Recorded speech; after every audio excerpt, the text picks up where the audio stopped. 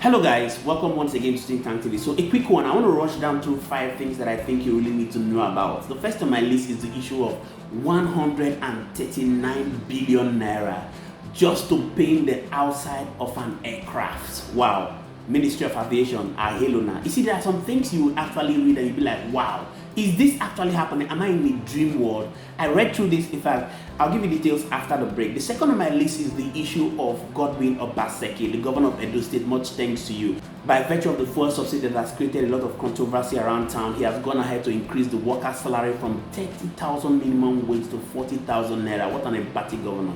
Like somebody would say, oh, so nice of you. I'll be giving you details of what he did because he did a lot of things, not just increasing the minimum wage. The third on my list is the issue of El-rufai, the former governor of Kaduna State. He was caught on camera saying some words that can be attributed to religious bigotry, mocking Christian Association of Nigeria and all that. A lot of people are so disappointed in him, but I'll be giving you full details about that. And the fourth on my list that is creating some controversy is the fact that President Tinubu was seen to have closed at about 8:37 on the 5th of June. That's on Monday. A lot of controversy has come around it. A lot of people said a lot. And lastly on the list is the issue of 20 special assistants. So President Tinubu has actually gone ahead to request for Senate to approve 20 special assistants to help him aid his job. A lot of controversy was around that. I had to go do some study about it.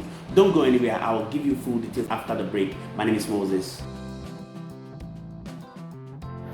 Alright guys, like you can see, that's actually the launching of the so-called Nigerian Airline, which was done just a few days to the exit of Buhari's administration. Wow, so glamorous. People so applauded the whole thing. It looked so real. But the truth began to unveil when the House of Representatives Committee on Aviation actually invited Dr. Emmanuel Moribole, who is the permanent secretary of the Ministry of Aviation. So when they invited him and summoned him for a meeting, they now began to ask him. They asked him salient questions about the launching of the Nigerian Air and the operation, the modus operandi. They began to ask him to bring relevant documents as relating to the national carrier and the breakdown of the so-called 139 billion naira he had spent to revamp and to paint the exterior of the airline. Truth began to come to bear when they began to find out that it was just the exterior of the airline that was shown. Nobody showed the interior of the airline. So people began to wonder, how can you spend 139 billion naira just to paint an airline? You see, some things happen in this country and we begin to wonder, how can this kind of thing happen? Now, they found out actually that these guys went to Ethiopian Airline, hired their national carrier and rebranded it just for a few days. And when they began to investigate, they went ahead to say that it was just to unveil the airline and to go ahead to now invite investors that will invest in Nigerian Airline. And some people are saying that it's actually okay by the tenets of the aviation, that by the tenets in the aviation industry, that it's okay for people to actually go ahead to brand an airline. Yes, just like we are having this discussion as well. I can go and hire a private jet and brand it on my name for the few period I want to use it, but not to deceive the generality of Nigerians. A lot of reactions has actually trailed this, and like people said, if this was done in somewhere like China, these guys will actually be in handcuffs. You've seen it, right? The kind of things we hear, how snakes swallowed money, termites ate money and all that. So strange indeed. Now, having said that, let's jump to the issue of Edo State. So Edo State Governor Godwin Obaseki, kudos to you. He went ahead to approve the payment of 40,000 minimum wage to workers in Edo State. How thoughtful.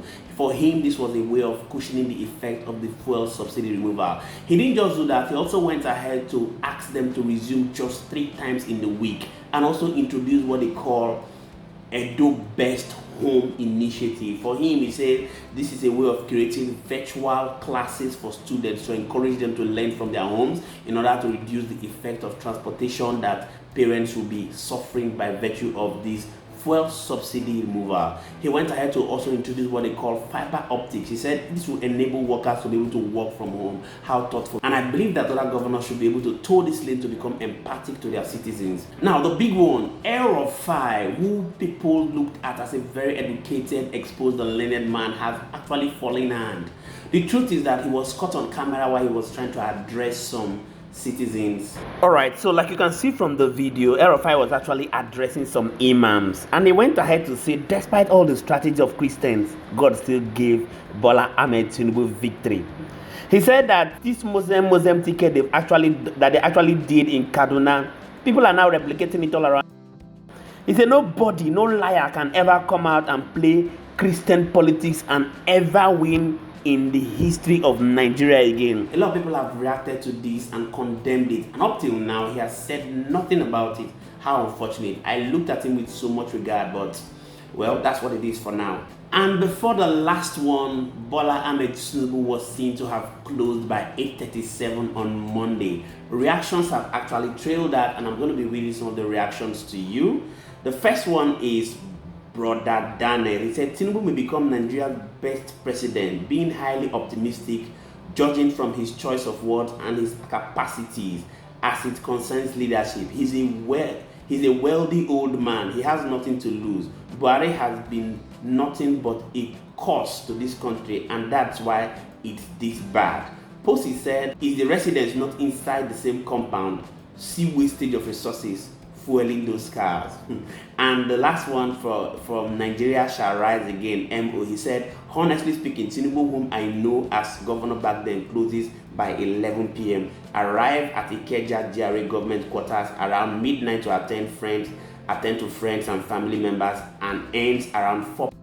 Wow. So that was the reaction, some of the reactions from the tweet that was sent from Tinubu's closing at about 8:37 p.m. Well, we're watching to see how the performance of the government is going to be. And lastly on our list is the issue of 20 special assistants. So actually Tinubu has actually requested for the Senate to approve 20 special assistants to help him aid his job. A lot of reactions have trailed that as well. I had to go back to go study about it. Now, the truth is that in section 151 of the 1999 Constitution, President Tinubu is actually empowered to go ahead and hire and fire special assistants that would work for him. And Ruben Abati in an interview today was also saying that obviously the job is not an easy one, that people should ensure they get information before they go ahead to begin to rant on social media. He went ahead to say this, that the Constitution does not say you must submit their name, because some people have said, okay, why did he submit the name so that we can know that whether he's